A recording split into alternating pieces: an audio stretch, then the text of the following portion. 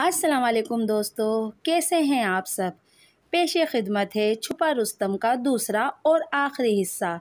कलमकार हैं हुमेरा नौशीन। उस दिन जब तक साजिद ऑफिस में रहे मैं ऊपर पार्लर में मसरूफ़ रही। साजिद के आने से पहले ही मैं नीचे आ गई। पेनी को मैंने बहाने से ऊपर भेज दिया कि जाकर देखो लड़कियां कस्टमर्स को सही तरह से डील कर रही हैं या नहीं। वो ऊपर की जानिब चल दी और मैं बच्चों के यूनिफॉर्म चेंज करा के टेबल पर खाना लगाने लगी। साजिद ऑफिस से आए तो मुझे इस तरह काम करते देखकर चारों तरफ निगाह दौड़ आई, क्योंकि उनकी महबूबा ने उनकी आंखों को तरावट जो नहीं बख्शी थी। मैं गैर महसूस तरीके से सब कुछ महसूस कर रही थी। एतबार और यकीन की पट्टी जो मैंने अपनी आंखों पर बांध रखी थी हटी तो सब कुछ वाज़ेह दिखाई देने लगा। साजिद चुपचाप खाना खाने में मगन थे। मेरी हल्की फुल्की बातों का वो हूँ हाँ में जवाब देते रहे, मगर पेनी के नज़र न आने पर मुझसे इस्तिफसार ना किया। उनके मोहतात रवैये की मैं कायल हो गई। चलो बेटा, हाथ धोकर कुछ देर रेस्ट करो। साजिद, आप भी रेस्ट करें, मैं पार्लर जा रही हूँ। पेनी नीचे आकर मशीन लगा लेगी। अगर चाय वगैरह पीनी हो तो उससे बनवा लीजिएगा, मैं कहकर कनखियों से उनका जायज़ा लेने लगी। पेनी की मौजूदगी का सुनकर उनके तने हुए आसाब मुझे ढीले पड़ते दिखाई दिए। चेहरा पल में पुरसुकून हो गया। वो सर हिलाते बेडरूम में चले गए और बच्चे अपने कमरे में चले गए। मैंने साजिद के ऑफिस पहनकर जाने वाले सूट की जेब में हाथ डाला जो उन्होंने आकर उतार दिया था। मुझे मेरा गोहरे मकसूद मिल गया था। साजिद का मोहब्बतनामा मेरे हाथों में था। हिरनी सी आंखों वाली मेरी पेनी, तुम्हारे दिल की बातें पढ़कर मेरे दिल को करार आ गया। कई दिनों से तबीयत ठीक नहीं थी, मगर तुम्हारा हाल दिल जानकर तबीयत एकदम फ्रेश हो गई। पिंक सूट में तुम खुद भी खिलता गुलाब लग रही थी। अपने गुलाब को देखकर आंखों में ठंडक उतर आई। डियर पेनी, तुम्हें शिकवा है कि मेरी सूरत तुम्हें रात भर सोने नहीं देती, तो मुझे भी तुमसे गिला है कि तुम्हारा खूबसूरत सरापा मुझे ऑफिस में कोई काम करने नहीं देता। बस यूं ही सोचता हूँ कि जल्दी से ये ऑफिस वर्क ख़त्म हो और मैं अपनी चांदनी का चमकता चेहरा आँखों में कैद कर लूँ। बस तुम किसी तरह से अपनी अम्मा से मोबाइल रखने की इजाज़त ले लो, ताकि तुम्हारी मधुर आवाज़ मेरे कानों में रस घोले। अपनी पेनी के दिल की बातें मैं उसके मुंह से सुनना चाहता हूँ और अपने दिल के हाल से तुम्हें आगाह करना चाहता हूँ। ख़त का तो फिर भी डर है कि कहीं सुमैया ना देख ले या तुम्हारे घर में किसी को पता ना चल जाए और हमारी मोहब्बत का राज जाहिर हो जाए। तुमने वैसे अपनी बाजी को सही एतमाद में लिया हुआ है, वो तुम पर मेरे मामले में ज़रा भी शक नहीं करती। मैं भी तो उसके सामने बहुत मोहतात रहता हूँ। यही एहतियात हमारी मोहब्बत को तादेर ज़िंदा रखेगी। पता नहीं तुमने मुझ पर कौन सा सहर पढ़कर फूंक दिया है कि मेरे जैसा संजीदा बंदा तुम्हारी मोहब्बत का असीर हो गया है। दिल तुम्हारे नाम की माला जपता रहता है। सुमैया तो सिर्फ मेरे बच्चों की माँ है और इस घर की मालिक तुम तो मेरे दिल की मलका बन चुकी हो। मेरे दिल में बसी हो, मेरी आँखों में समाई हो, मेरी रूह में उतर चुकी हो। तुम्हारी हसीन आँखों पर मर मिटा हूँ मैं। तुम्हारी तरफ देखता हूँ तो दिल डरता है कि कहीं ऐसा ना हो तुम्हारे नशीले नैन हो और मेरे लबों की शौकियाँ हों। तुम्हें मेरी बातें समझ तो आ जाती हैं ना। अब मैं सोने लगा हूँ, सुबह ऑफिस भी जाना है। तुमने तो मुझे किसी काम का नहीं छोड़ा जालिम महबूबा। ख़त लेने और रखने में मुकम्मल एहतियात किया करो। बच्चों और सुमैया को शक न हो। तुम्हारी चाहत दिल में बसाए तुम्हारा साहब जी। कोई क़यामत सी क़यामत थी। यूँ लग रहा था कि जैसे मुझे किसी ने तपते सहरा में बेसाहिबान कर दिया है। आह, मेरे दिल से सर्द आह निकली। तो ये है मर्द का असल रूप, उसकी असल फितरत।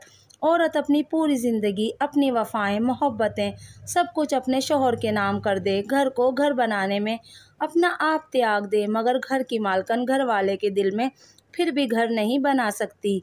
साजिद के लिखे अल्फाज मेरा कलेजा छलनी कर गए। सुमैया मेरे घर की मालिक है और तुम मेरे दिल की। इन लफ्ज़ों के तरकश मुझे घायल कर गए। मेरी ज़िंदगी का साथी, मेरी मोहब्बत, मेरे बच्चों का बाप, मेरा गुरूर, मेरा यकीन अपनी बीवी को सिर्फ़ घर की मालकिन का दर्जा देता है। मेरे नाम से उसका दिल खाली है। ये सोच मेरे दिल को चाटती जा रही थी। मैंने वो मोहब्बतनामा खामोशी से उन मैले कपड़ों की जेब में रखा और ऊपर चली गई। मेरी आंखें खुश्क थीं, दिल साजिद की बेवफाई पर करला रहा था। मेरे शौहर का दिल अपनी बीवी की मोहब्बत से खाली था और एक मुलाजमा की मोहब्बत का वो असीर हो चुका था। ये सोच मेरे लिए किस कदर तकलीफ दे थी। मैंने अपने अश्क बहाते दिल को संभाला और पेनी को नीचे भेजकर जहन में बेशुमार सोचे लिए काम में मसरूफ़ हो गई। इसके बाद तो ये मेरा मामूल बन गया। शाम को पेनी कामों से फारिग होकर कपड़े प्रेस करती, वो साजिद का लिखा ख़त निकाल लेती और अपना प्रेम पत्र उसमें रख देती। अपनी पैगाम रसानी का ज़रिया उन्होंने खूब ढूंढा था। जब से पेनी आई थी, कपड़े धोने, संभालने और प्रेस करने की ड्यूटी उसी की थी। मैं घर के कामों से बिल्कुल ही आज़ाद हो गई थी। मैं इस खेल से न जाने कब तक नावाकिफ़ रहती। वो तो उस दिन नासाज़िए तबाह के बाइस साजिद के वॉलेट से ख़त नीचे गिरकर मुझ पर अपना राज मुनकशिफ कर गया। इंसान जितनी भी एहतियाती तदाबीर कर ले, एक ना एक दिन तो राज फाश होना ही होता है। मैं पेनी के जाने के बाद ख़त पढ़कर उसे उसकी जगह पे दोबारा रख देती। इस दौरान साजिद को किसी ऐसे काम में मसरूफ़ कर देती या पेनी के जाने से पहले मैं उन्हें बच्चों के साथ बाहर भेज देती ताकि वो फ़ौरन कमीज़ में से ख़त निकाल कर ना पढ़ सकें। मेरे इस खेल से दोनों नावाकिफ़ थे। अगर तुम दोनों मेरी नाक के नीचे ये खेल खेल सकते हो तो फिर ये भी देखना कि मैं तुम दोनों के साथ कैसा खेल खेलती हूँ। इस खेल को मंतकी अंजाम तक पहुँचाने में अभी कुछ वक्त में उन्हें दे रही थी। अब मैं पार्लर सिर्फ फर्स्ट टाइम जाती। साजिद के आने के बाद मैं मुकम्मल नीचे रहती। कुछ देर साजिद से बातें करती और फिर टेलीविज़न देखने लगती या फिर रिसाला लेकर बैठ जाती। कनखियों से मैं इन दोनों का जायज़ा लेती रहती थी। खतूत का तबादला वक्फे वक्फे से हो रहा था और मैं अपने दिल को मुस्तकिल अज़ियत में मुब्तला किए हुए वो मोहब्बतनामे पढ़े जा रही थी। मैं देखना चाहती थी कि साजिद किस हद तक जा सकते हैं और उस दिन वाकई मेरा सब्र ख़त्म हो गया। मेरे दिल के करार को लूटने वाले पेनी का मोहब्बत भरा सलाम। साहब जी, कल से अब तक दिल को संभाल रही हूँ, मगर ये पागल दिल संभल ही नहीं रहा। आपके हाथों का नशा मेरे पूरे वजूद पे छाया हुआ है। बार बार अपने हाथ पे अपना ही हाथ फेरती हूँ। मत पूछें कि दिल कैसे धड़क रहा है। मैं तो अभी तक इसी वक्त में कैद हूँ जब चाय पकड़ाते हुए मेरे हाथों को अपने हाथों में लेकर होंठों तक ले गए थे। हाय अल्लाह, ऐसे तो ना अपनी पेनी को मारें। और ये क्या बात की आपने? तुम्हें मेरी बातें समझ में आती हैं कि नहीं? भला मोहब्बत की ज़ुबान कौन नहीं समझता? और आपकी पेनी तो वैसे भी 7 जमातें पढ़ी हुई है, हर साल पहले नंबर पे आती थी। वो तो हालात ने आगे पढ़ने नहीं दिया, वरना अब तक मैं कहीं उस्तानी लगी होती। पेनी सब कुछ जानती है, सब समझती है। मैंने अम्मा से बड़ी मुश्किल से मोबाइल की इजाज़त ले ली है। मुझे बाजी जैसा बड़ी स्क्रीन वाला टच मोबाइल लेकर दें। आपकी तस्वीर के साथ आपकी आवाज़ सुनूंगी तो पेनी को तो दुनिया में ही जन्नत का सा सुकून मिल जाएगा। आपकी दी हुई अंगूठी मैंने बाहर वाले डस्टबिन में से जाते हुए निकाल ली थी, अभी नहीं पहनूंगी। जिस दिन मौका मिलेगा आपके हाथों से ही मेरी उंगली में सजेगी तो पेनी को खुशी होगी। इतने महंगे गिफ्ट ना दिया करें साहब जी, मुझे संभालने में बड़ी मुश्किल होती है। अम्मा को तो सोने और महंगी चीज़ों की परख ही नहीं है, पर बाजी मेरी चीज़ों को बड़े गौर से देखती हैं। मेरा तो दिल हिल जाता है कि कहीं पोल ही ना खुल जाए। अपनी पेनी को इजाज़त दें। आपकी आंखों का ख्वाब, आपकी पेनी। मैंने अपने आंसू अपनी पलकों पर रोके और ख़त के कई टुकड़े टुकड़े करके जलते चूल्हे में डाल दिए। वो मोहब्बत जिसकी मैं हकदार थी, मेरा शोहर किसी और पर लुटा रहा था। ना सिर्फ मोहब्बत बल्कि पैसा भी। दोनों कितनी अच्छी तरह एहतियात का दामन थामे हुए थे। पेनी मेरे सामने हमेशा खाली हाथ जाती, सिवाय इन शॉपर्स के जो मैं खाने वगैरह या दूसरी चीज़ों के कभी कभार देती थी। अगले दिन पेनी कपड़े इस्त्री कर रही थी कि मैं उसके पास चली आई। हाँ भाई, अपने हीरो का हाल तो सुनाओ, कहाँ तक पहुँची तुम्हारी लव स्टोरी? कई दिन हुए तुमने कोई जिक्र ही नहीं किया। मैंने उसके चेहरे को बगौर पढ़ा। वो ज़रा सा मुस्कुराई। और मेरी तरफ देखती हुई बोली, बाजी जी, मेरा हीरो तो मेरे इश्क में गोडे गोडे डूब चुका है, मेरे सिवा उसे कुछ दिखाई ही नहीं देता। कहता है ज़िंदगी तुम्हारे तसव्वुर में बड़ी हसीन गुजर रही है। मोहब्बत के हसीन रंग उसके चेहरे पर दमकने लगे। अच्छा, तसव्वुर में ही सारी ज़िंदगी गुजारेगा या तुम्हें अपने घर की रौनक भी बनाएगा? पता नहीं बाजी, नसीब में क्या लिखा है। फ़िलहाल तो हमारी प्रेम कहानी पुरसुकून नदी की तरह रवा दवा है। बड़ी बातें करनी आ गई हैं तुम्हें। कहाँ से सीखती हो ये लफ्ज़ी? ये लफ्ज़ तो दिल से निकलते हैं जी। जब किसी से मोहब्बत हो जाती है ना, तो खूबसूरत लफ्ज़ खुद ब खुद होंठों पर आ जाते हैं। और आप रिसाले नहीं पढ़ती? कितने मोहब्बत भरे फ़िक्रे लिखे होते हैं। रिसाले पढ़ पढ़ के मुझे भी अच्छे लफ्ज़ बोलने आ गए हैं। रिसालों से तुमने कोई सबक हासिल नहीं किया।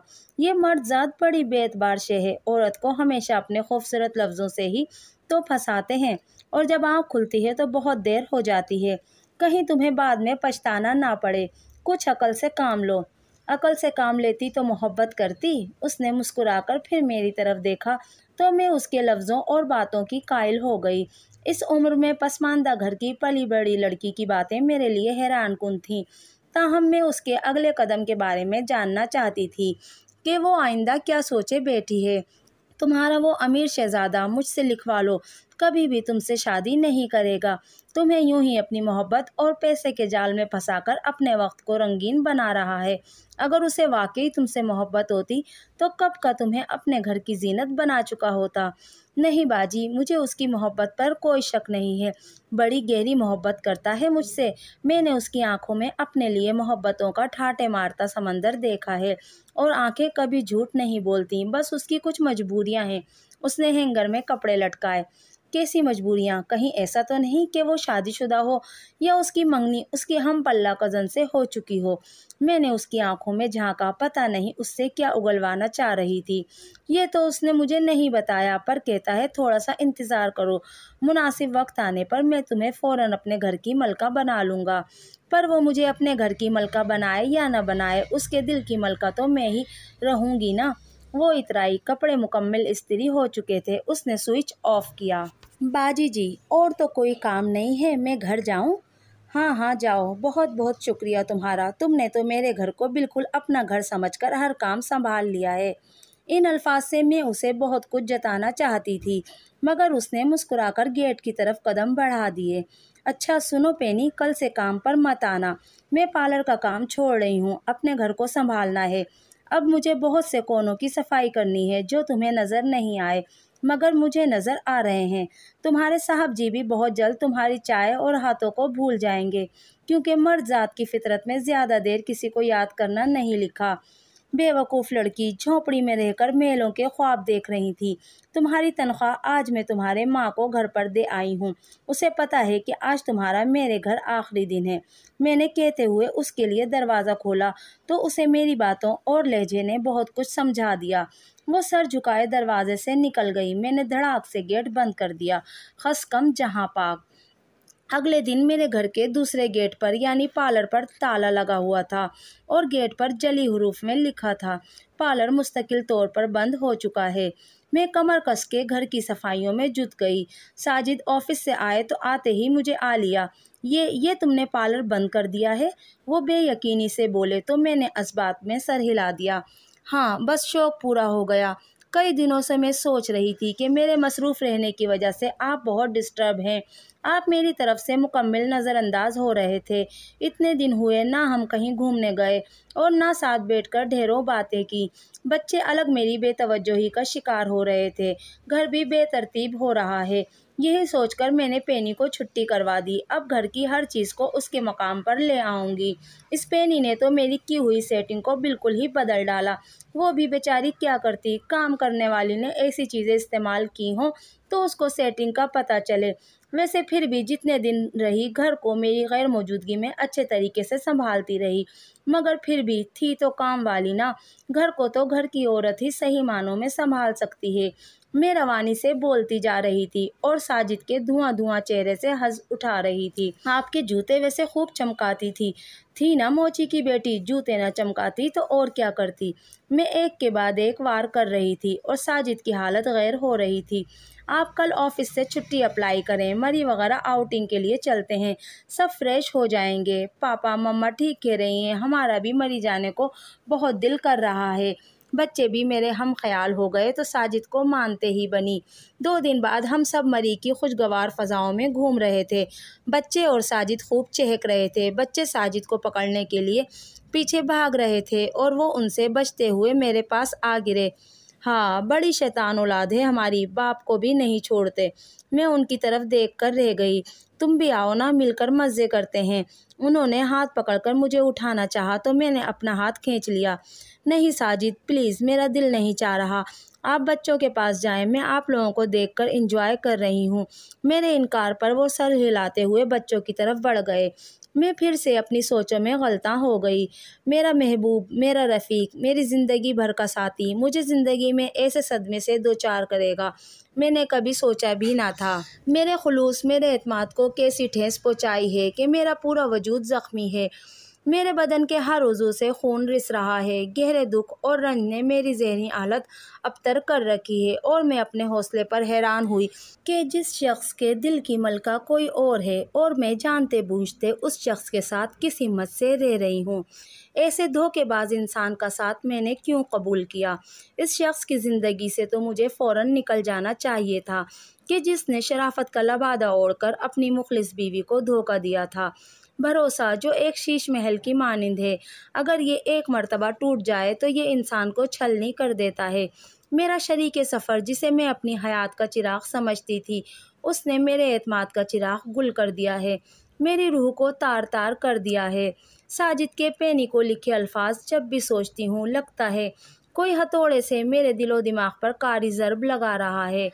मैंने ऐसे बेवफा शख्स के साथ रहना क्यों कबूल किया, अपनी राहें क्यों ना अलग कर लीं। मगर नहीं, मेरे सामने मेरे बच्चों का मुस्तकबिल और उनकी खुशियां हैं। मेरे जज्बाती फ़ैसले से मेरे बच्चे बाप या माँ की मोहब्बत से महरूम होकर परवान चढ़ते तो उनका क्या मुस्तकबिल होता। उनके बाप के जुर्म की सज़ा मैं बच्चों को क्यों देती।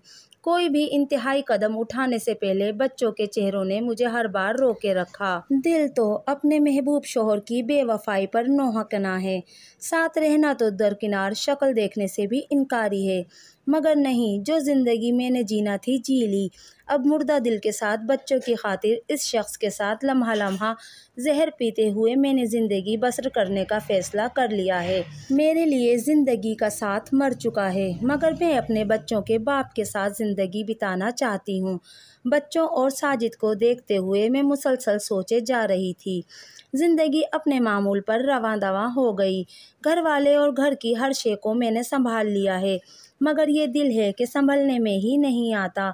साजिद की बेवफाई पर कुर्लाता रहता है।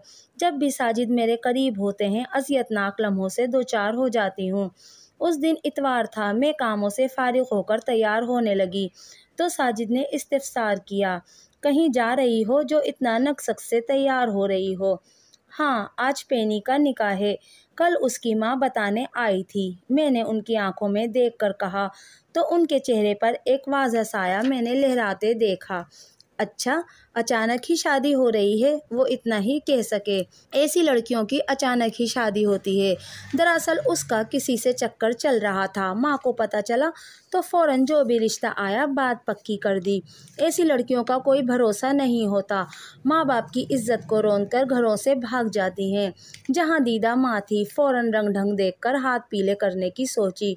उसके तन पे महंगे कपड़े और गोल्ड की चीज़ें देखकर ठिठक तो मैं भी गई थी, इसीलिए फ़ौरन उसे यहाँ से फारिग किया। महल्ले में सबको पता था कि वो हमारे यहाँ काम करती है। कल कला को किसी के साथ भाग जाती तो हमारी भी बदनामी होती। आखिर आपकी इतनी इज्जत है मोहल्ले में, ऐसी बातें छुपती थोड़ी हैं। और ऐसी लड़कियों का क्या एतबार, क्या पता आप पर ही कोई इल्ज़ाम लगा देती। अब मुझे तो आप पर मुकम्मल एतमाद है, मगर लोगों की ज़ुबानें तो नहीं पकड़ी जा सकती थी ना। मैं उन पर पे दर पे वार कर रही थी। सही कह रही हूँ ना मैं। मैं उनके सामने आ खड़ी हुई तो वो गड़बड़ा गए। हाँ हाँ ठीक कह रही हो, अच्छा किया तुमने उसको यहाँ से छुट्टी करा दी। साजिद के मुंह से बामुश्किल लफ्ज़ अदा हुए। उनका फक होता चेहरा देखकर मुझे हंसी आने लगी। मैंने अपना पर्स चेक किया तो पैसे कम लगे मुझे।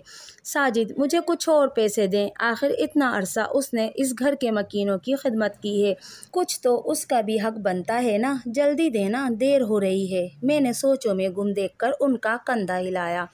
ये लो। उन्होंने वॉलेट निकाला और 2000 रुपये मेरी तरफ बढ़ाए। बस 2000 रुपये? कुछ तो ख्याल करें, ये पैसे उसकी नज़र में कहाँ समाएंगे। 6-6 हज़ार के तो वो सूट पहनती थी। चले खैर ठीक है, 2000 मेरी तरफ से और 2000 आपकी तरफ से। सूट धुलाई और जूता चमकाई। मैंने पैसे पर्स में रख लिए। गेट बंद कर लें, मैं जल्दी आ जाऊंगी। मैंने कौन सा उसकी शादी के चावल खाने हैं। मैंने उनके माथे पे चमकते मोतियों पर नज़र डालते हुए कदम बाहर की तरफ बढ़ा दिए। मेरा रुख मिसिस रऊफ़ के घर की तरफ था, जो अगली गली में रहती थी। पेनी की माँ को तो मैंने 2 दिन हुए घर पर ही दे दिलाकर फारिग कर दिया था। इस मनहूस पेनी की मैं शक्ल भी नहीं देखना चाहती थी। अपनी उम्र से 2 गुना मर्द को कैसे फंसा रखा था। हाँ साजिद उमर, अब तुम अपनी मोहब्बत की कलील उम्र पर रो, मातम करो। मैंने पेनी की माँ को उसका किसी लड़के से इश्क का किस्सा सुनाकर अपने घर से पत्ता साफ किया और साजिद पर सब कुछ वाज़ेह ना करके ना सिर्फ उनका बल्कि अपना भरम आप रख लिया। अगर मैं उन पर सब कुछ वाज़ेह कर देती, लड़ती झगड़ती, तो ना सिर्फ घर की फ़िज़ा ख़राब होती बल्कि घर टूटने का भी अंदेशा था। सो उन पर उनकी बेवफाई आश्कार भी कर दूं और भरम भी रहने दूं। ये मशरिकी बीवियां ऐसी ही होती हैं, अपनी ज़ात पसे पुश डालकर अपने बच्चों की ज़िंदगियों को तरजीह देती हैं। बहरहाल मुझे ज़िंदगी ने बहुत बड़ा सबक दे दिया कि मर्द ज़ात पर कभी एतबार ना करो।